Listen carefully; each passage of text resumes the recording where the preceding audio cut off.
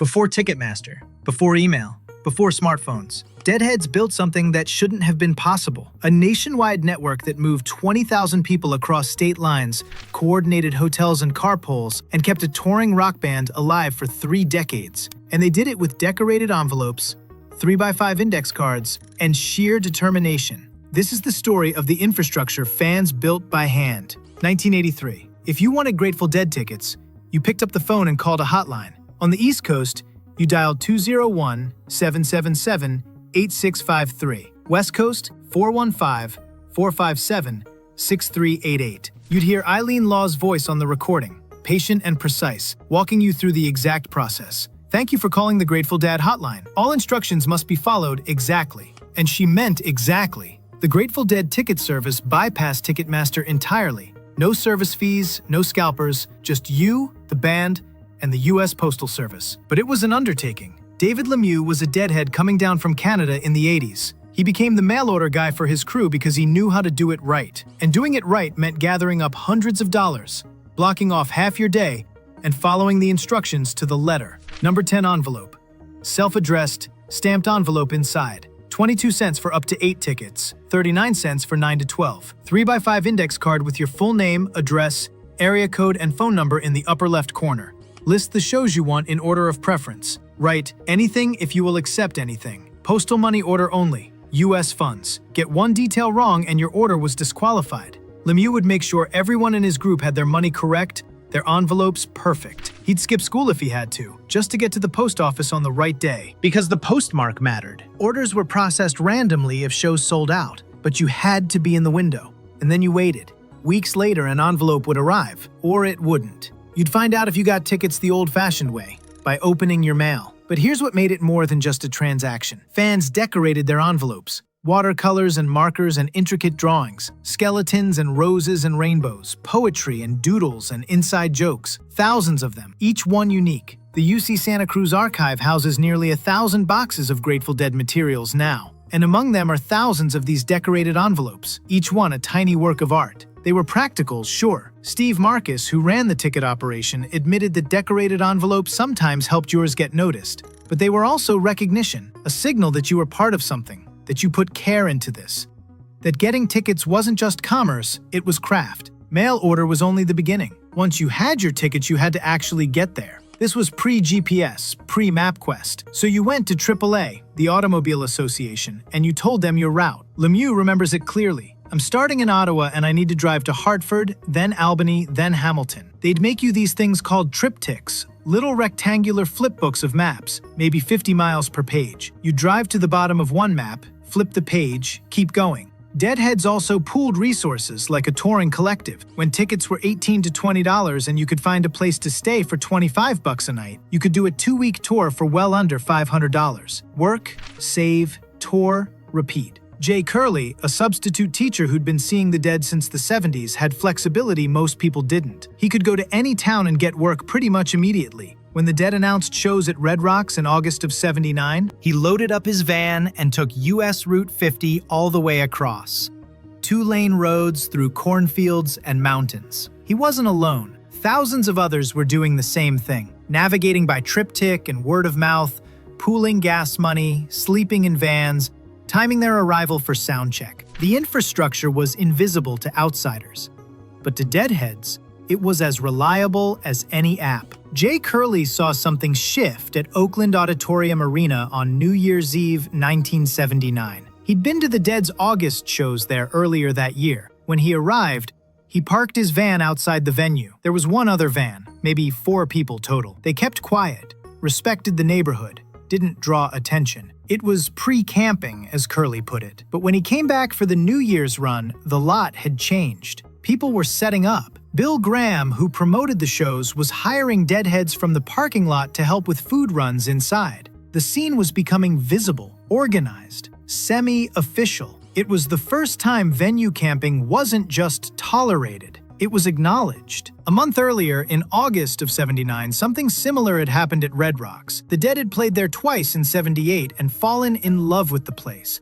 A natural amphitheater carved into sandstone cliffs outside Denver, 9,000 capacity, with a view of the city twinkling in the distance. When they announced the 79 dates, Deadheads descended. Chief Hosa Campground became the staging ground. Curly drove his van in and met up with friends who'd arrived a couple days earlier. The campground was crawling with heads. People partying under tarps, setting up for a weekend. It wasn't just a place to sleep, it was a gathering point, a base camp, a scene unto itself. Tom Ryan, who'd see 17 shows at Alpine Valley over the next decade, remembered what those early gatherings felt like. You'd arrive and realize you didn't need to leave for 2 nights. Maybe 3. You'd park your car, set up, and just exist in the bubble. This was before the term Shakedown Street, before anyone called it a touring tribe. But the structure was forming. Fans were learning how to sustain themselves on the road, how to find each other, how to turn parking lots into temporary communities. August 23, 1980, the Grateful Dead played their first show at Alpine Valley Music Theater in East Troy, Wisconsin. It was massive. 36,000 capacity, sprawling parking lots, nestled among ski slopes in the rolling hills between Chicago, Milwaukee, and Madison. When you drove in, there was one road, one massive Alpine Valley sign, and then just space. Lots of space. Tom Ryan, who'd seen the Dead at the Chicago Theater in '79, noticed the difference immediately. The Chicago Theater held maybe 3,500 people. Alpine could hold 10 times that. But something else was happening in those lots. David Lemieux, who started seeing the Dead in '88, remembers Alpine as the place where the entire parking lot became a marketplace. When the Dead did 4-night runs there, it was almost a week, and the lot never really emptied. Vendors set up, not just people with a backpack of shirts, but organized operations. Crystals, handmade pipes,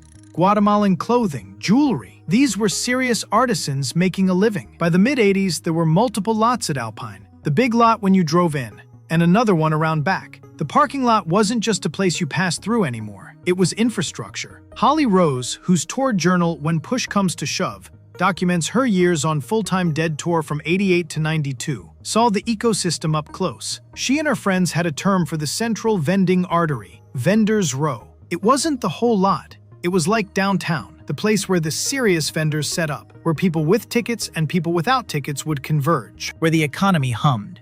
Her journal entry from Alpine, July 16, '89, captures the vibe. She met bikers on the way in who sold her a Monday ticket, which you needed just to get into the lot. She drove in right behind someone's bus called the Hilton, done up with the best tapestries and tie-dyes. When she first opened her eyes that morning, it was quiet and not hot. Then Mother Nature dumped on everyone. It rained all day and downpoured through most of the first set, but they had a bubble made of plastic from the speakers, and they huddled under it and the scene kept going. Because the parking lot economy wasn't just about buying and selling. It was about mutual aid, about knowing who had what, who needed what, and how to keep everyone moving to the next show. Summer of '89, Alpine Valley. Something was shifting. The Dead had exploded back into the mainstream with Touch of Grey in '87. Their only top 40 hit, 22 years into their career. Suddenly the crowds were massive, the lots were packed, and the infrastructure that had been informal for years was becoming impossible to ignore. Rebecca Adams, a sociologist, was on tour that summer with her graduate students,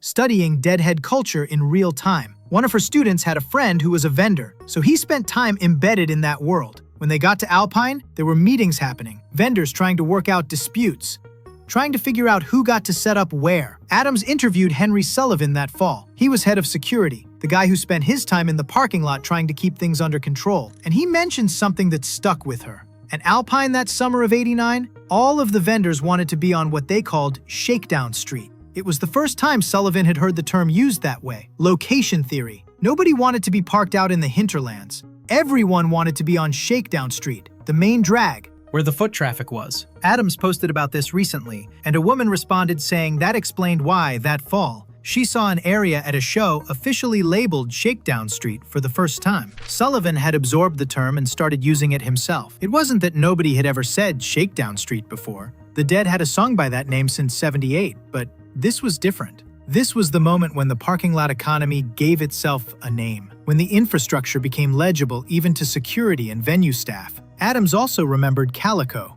one of the Hog Farm skeleton crew that Bill Graham and Grateful Dead Productions dispatched to help manage the scene. At a Philly show that same summer, Adams heard Calico shouting, "Circle the wagons! Circle the wagons! We've got to stick together!" Everyone was moving their vans.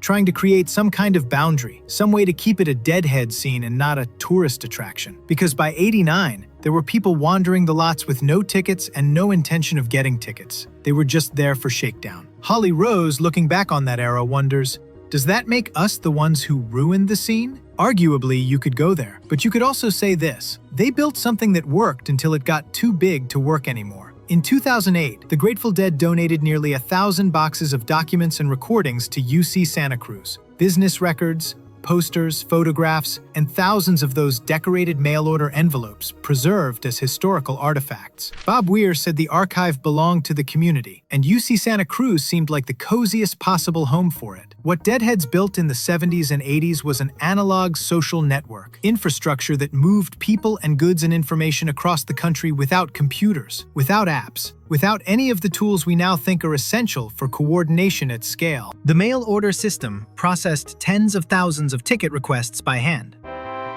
The parking lot economy sustained folks who'd structured their entire lives around tour.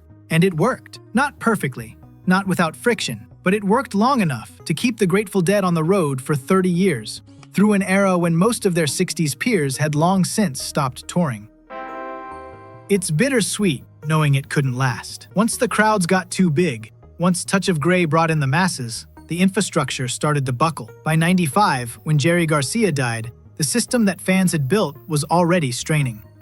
But here's what they proved. You don't need venture capital or a tech platform to build a network. You don't need an algorithm to coordinate a community. You just need people who care enough to decorate an envelope, memorize a triptych route, and show up for each other in a parking lot before dawn. Everything we take for granted now about online fandom, the networks, the marketplaces, the grassroots coordination, Deadheads did it first. They did it with stamps and index cards, and a shared understanding that if you took care of the scene would take care of you. The parking lot economy didn't just follow the band. It sustained the touring ecosystem that kept them on the road, kept them touring when radio wouldn't play them, kept them solvent when record labels didn't understand them, kept them viable when most of their peers had faded. Deadheads figured out how to turn devotion into infrastructure, and they did it by hand, one decorated envelope at a time.